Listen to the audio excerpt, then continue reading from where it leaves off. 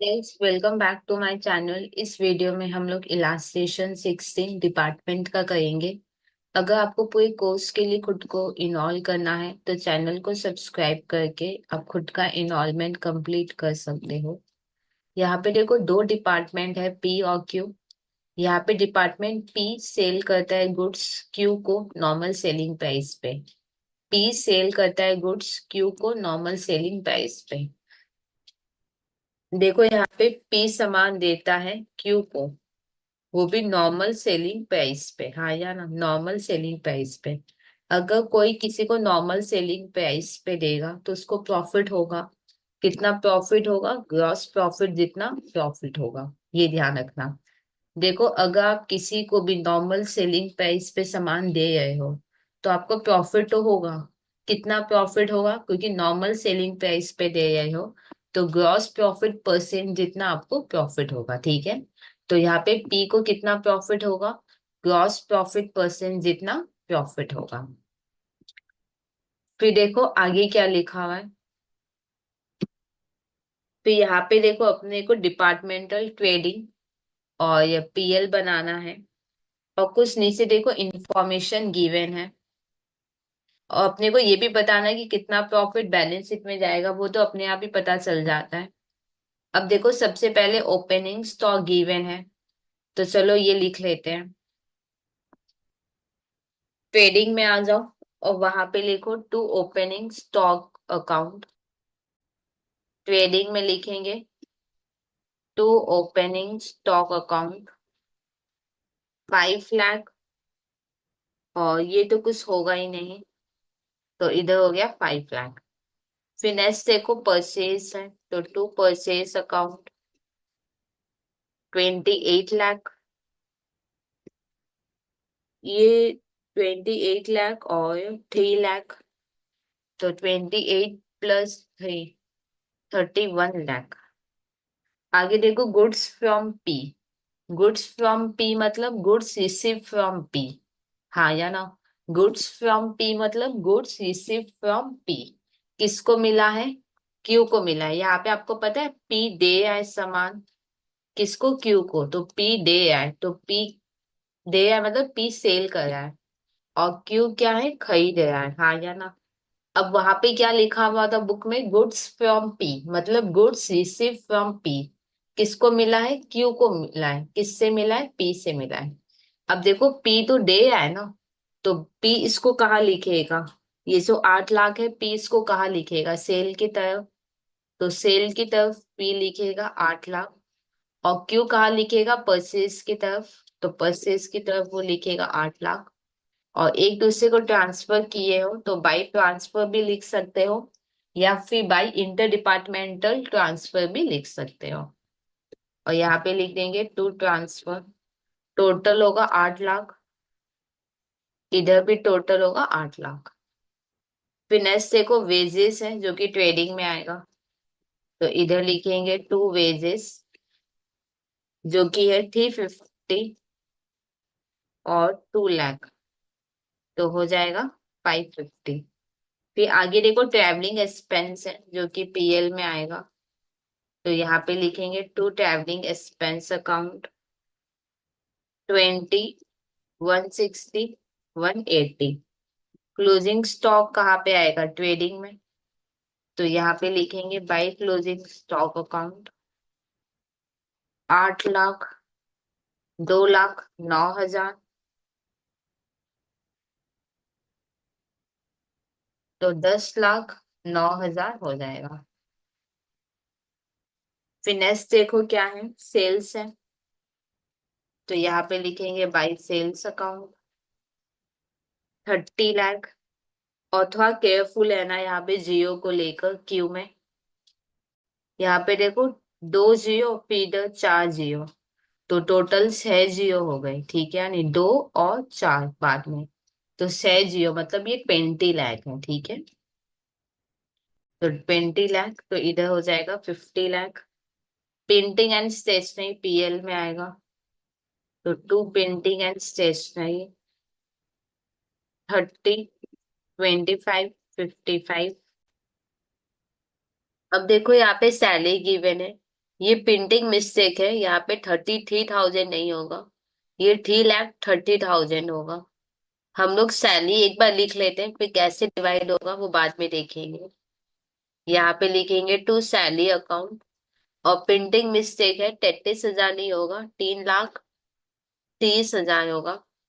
फिर आगे देखो एडवर्टीजमेंट दिया हुआ था, तो टू एडवर्टीजमेंट एक्सपेंस लिखेंगे, जो कि है 120। फिर लिखेंगे टू जनरल एक्सपेंस अकाउंट, जो कि है 5 लाख। डेप्रिसिएशन बोला है, तो टू डेप्रिसिएशन ऑन, वो भी किस पे, मशीन पे, तो to depreciation on machinery account. Depreciation देखो कितना है, डेप्रिसिएशन 30% दिखाना है, मशीन 96 का है, तो 96 का 30%, 28,800, 28,800। अब यहाँ पे देखो क्या लिखा है, एडवर्टिजमेंट को डिवाइड करेंगे सेल के बेसिस पे। देखो पी ने ना आउटसाइडर को भी सेल किया है और डिपार्टमेंट को भी सेल किया है। जब भी कोई भी एक्सपेंस को आप सेल में डिवाइड करोगे, तो डिपार्टमेंटल सेल आप कभी भी मत लेना, ठीक है। तो फिर यहाँ पे एक स्टेटमेंट लिखते हैं, एडवर्टिजमेंट, एडवर्टिजमेंट एक्सपेंस। एडवर्टिजमेंट कितना, 1,20,000, और ये सेल्स रेशियो पे होगा। और डिपार्टमेंटल सेल नहीं लोगे, जैसे पी ने यहाँ पे डिपार्टमेंट को भी सेल किया है, वो नहीं लोगे। आउटसाइडर वाला सेल लेंगे, दैट इज 30 लाख और 20 लाख। तो क्या हो जाएगा, 3:2 हो जाएगा। तो फिर यहाँ पे लिख देंगे 3:2। तो कितना होगा, 3/5 इंटू 120, 2/5 इंटू 120, तो 72 और 48, 72 और 48। फिर देखो क्या लिखा हुआ है आगे, सैलरी को डिवाइड करना है कौन से रेशियो में, 2:1 में। सैलरी को डिवाइड करना है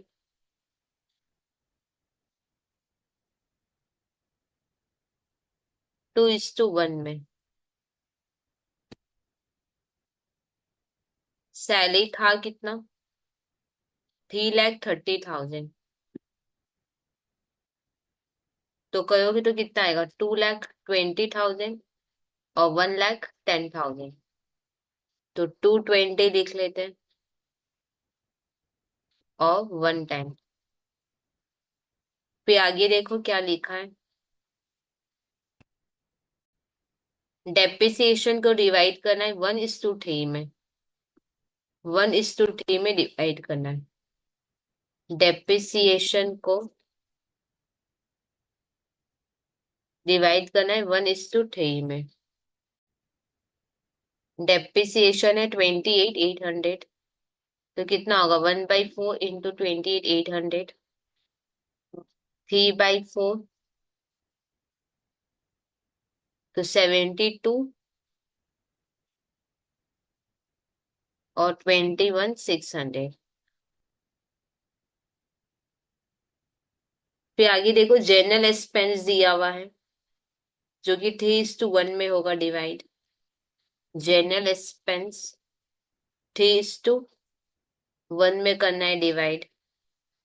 जनरल एक्सपेंस है कितना, 5 लाख, 5 लाख को डिवाइड करना है, तो होगा 3/4 इंटू 5 लाख, और होगा 1/4 इंटू 5 लाख, ठीक है। तो 375 और 125। देखो और तो कुछ समय नहीं है, सिर्फ रिजर्व अपने को करना है। तो रिजर्व के पहले ट्रेडिंग और पीएल को क्या करेंगे, टैली करेंगे। टोटल कर लेते हैं जल्दी से सबका।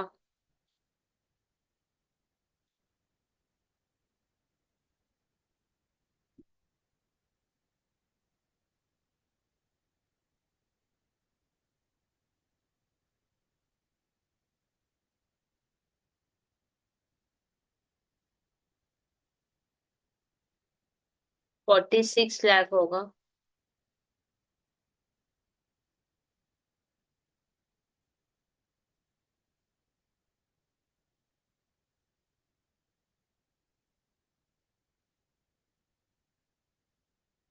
950 आएगा।909। और इसका तो टोटल करेंगे। 1859।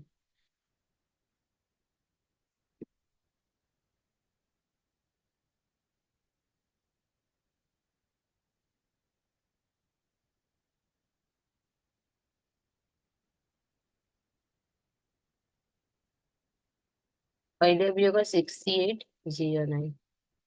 ये लिख देंगे टू ग्रॉस प्रॉफिट CD। और इधर जाके हो जाएगा बाय ग्रॉस प्रॉफिट BD।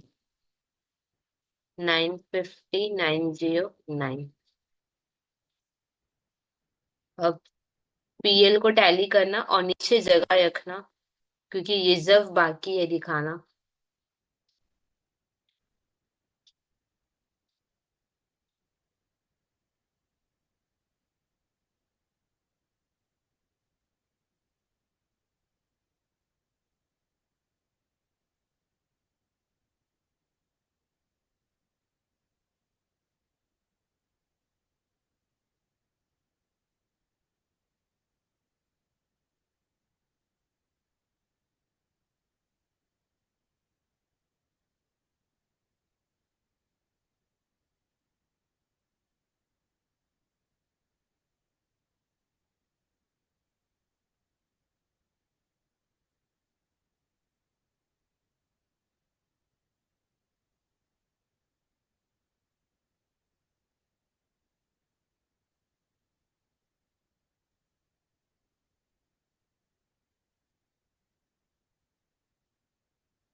इधर इन दोनों का टोटल हो जाएगा।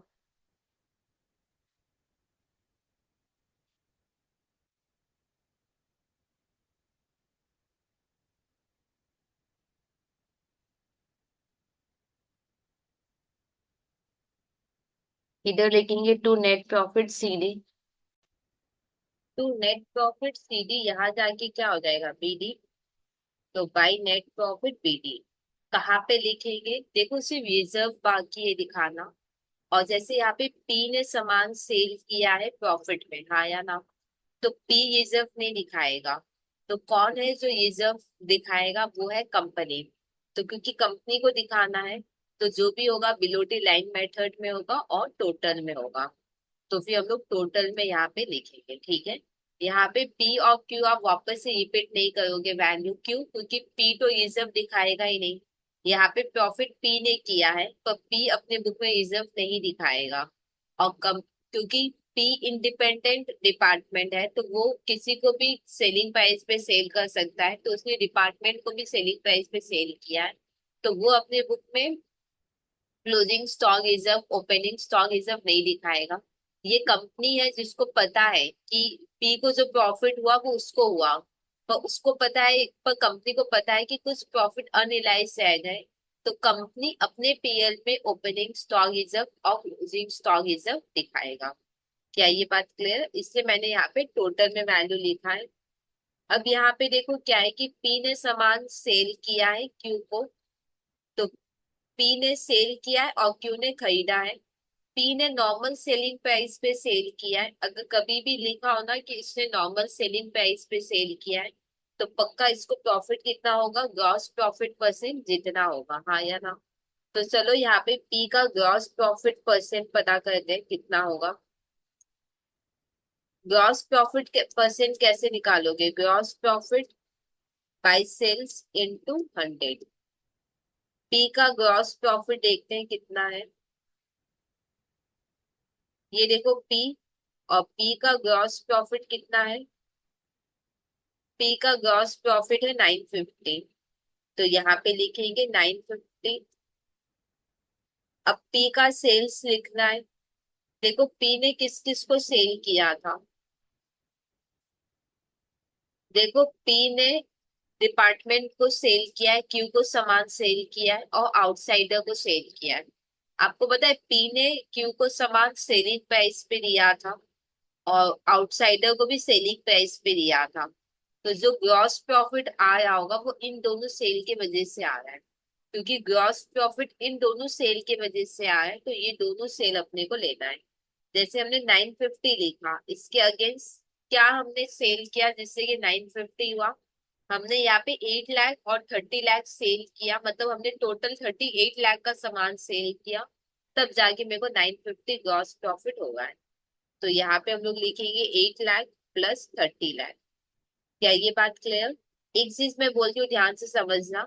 सपोज पी सामान क्यू को कॉस्ट प्राइस पे देता, ध्यान से सुनो। सपोज पी क्यू को सामान देता कॉस्ट प्राइस पे, तो तो इसमें पी को कोई प्रॉफिट हुआ है? आंसर नहीं। तो क्योंकि पी को प्रॉफिट नहीं हुआ तो ये जो ग्रॉस प्रॉफिट आया है वो इसके इस सेल की वजह से नहीं आया हुआ होता। तो जब हम लोग ग्रॉस प्रॉफिट लेते तो इसके अगेंस्ट कौन सा सेल होते लेते, क्योंकि इस सेल की वजह से ही ग्रॉस प्रॉफिट हुआ है तो ये सेल लेते हैं। समझ में आया? मैं क्या बोली हूँ कि सपोज पी ने सामान कॉस्ट पे दिया है क्यू को, तो क्योंकि कॉस्ट पे दिया है तो इस पे तो कोई ग्रॉस प्रॉफिट हुआ ही नहीं होगा पी को, हाँ या ना?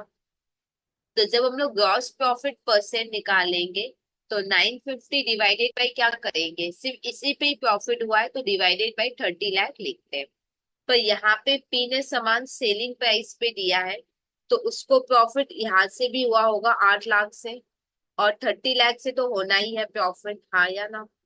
तो जो 950 प्रॉफिट हुआ है वो इन दोनों सेल के वजह से हुआ है। तो 950 के अगेंस्ट अपने लोग ये दोनों सेल लिखेंगे। तो 8 लाख और 30 लाख इंटू 100।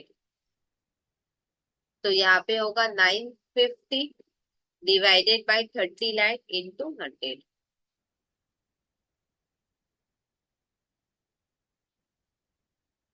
तो आएगा 25%। अब देखो क्यू ने परचेज किया है तो क्यू का स्टॉक देखेंगे। यहाँ पे देखो लास्ट ईयर का जीपी नहीं गिवन है तो ओपनिंग स्टॉक रिजर्व हम लोग नहीं निकालेंगे। वैसे भी ओपनिंग स्टॉक है भी नहीं, अगर ओपनिंग स्टॉक होता तो भी हम ओपनिंग स्टॉक रिजर्व नहीं निकालते, क्योंकि यहाँ पे लास्ट ईयर का जीपी नहीं गिवन है। क्या ये बात क्लियर? अब हम लोग क्लोजिंग स्टॉक रिजर्व निकालेंगे। देखो यहाँ पे क्यू के पास क्लोजिंग स्टॉक कितना है? क्यू के पास क्लोजिंग स्टॉक है 2,09,000। क्यू के पास क्लोजिंग स्टॉक है 2,09,000, हाँ या ना? देखो क्यू किस किस से सामान खरीदता है एक बार देखो। देखो क्यू किससे सामान खरीदता है? क्यू आउटसाइडर से सामान खरीदता है और पी से खरीदता है, हाँ या ना? तो क्यू के पास जो भी क्लोजिंग स्टॉक होगा वो किसका होगा? कुछ पी से हुआ होगा और कुछ आउटसाइडर से उससे खरीदा है इससे हुआ है, बोलो हाँ या ना? देखो क्यू सामान पी और आउटसाइडर से खरीदता है, तो पी के पास तो सॉरी क्यू क्यू सामान पी और आउटसाइडर से खरीदता है, तो क्यू के पास जो भी क्लोजिंग स्टॉक होगा वो पी और आउटसाइडर से लिया हुआ होगा, हाँ या ना? अब मेरे को ये देखना है कि कितना पी से लिया हुआ है, ये मेरे को डिसाइड करना है। पहला जो सम था उसमें बता दिया था कि कितना परसेंट पी का है, हाँ या ना? पर यहाँ पे बताया नहीं कि कितना 2,09,000 में कितना उसने पी से लिया है। तो ये हमको डिसाइड करना होगा। कैसे हम डिसाइड करेंगे? देखो क्यू क्यू पता है 3 लाख आउटसाइडर से लिया था, 8 लाख उसने पी से लिया था, तो टोटल उसके पास 11 लाख है, हाँ या ना? जिसमें 8 लाख उसने पी से लिया था, बोलो हाँ कि ना? क्यू क्यू ने 3 लाख आउटसाइडर से लिया था, 8 लाख उसने पी से लिया था, तो टोटल क्यू के पास कितना है? 11 लाख, जिसमें 8 लाख उसने पी से लिया था, हाँ या ना? क्यू के पास टोटल 11 लाख है जिसमें 8 लाख उसने पी से लिया था, तो 2,09,000 में उसने कितना पी से लिया होगा ये हम निकाल सकते हैं कि नहीं? कैसे निकालेंगे? 8 लाख बाई 11 लाख इंटू 2,09,000। तो सॉल्व करेंगे कितना आएगा? 0.99 है तो +1 करो 152, मतलब 2,09,000 में 152 पी से लिया हुआ है। हाँ यार, अब देखो क्यू ने तो खरीदा है तो क्यू के लिए 152 क्या है, कॉस्ट प्राइस, और पी के लिए क्या होगा, सेलिंग प्राइस। हाँ या ना, तो पी का प्रॉफिट अब हम लोग निकाल सकते हैं, कितना होगा, 25% किस पे होगा, ग्रॉस प्रॉफिट है तो सेल पे निकलता है तो इंटू पक्का सेल्स ही होगा, तो 25% इंटू 152, 152 का 25% 38,000, क्योंकि क्लोजिंग स्टॉक पे प्रॉफिट आया है तो ये हो गया क्लोजिंग स्टॉक रिजर्व,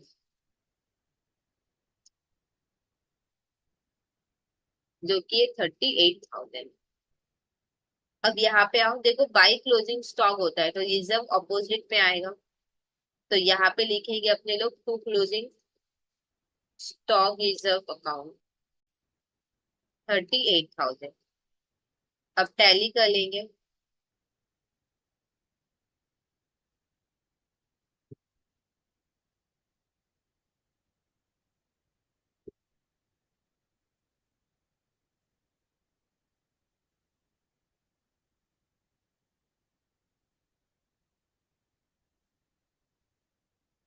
अब देखो यहाँ पे डिफरेंस आएगा, कितने का आएगा, 607,200, ये नेट प्रॉफिट हो गया, तो इसको अपने लोग लिख देंगे टू नेट प्रॉफिट सीकिंग। तो इस तरीके से ये सम कंप्लीट हुआ, कोई डाउट रह जाए तो कमेंट सेक्शन में आप लिख सकते हो। अगर आपको कोई कोर्स के लिए खुद को इनरोल करना है तो प्लीज चैनल को सब्सक्राइब करके आप खुद का इनरोलमेंट कंप्लीट कर सकते हो।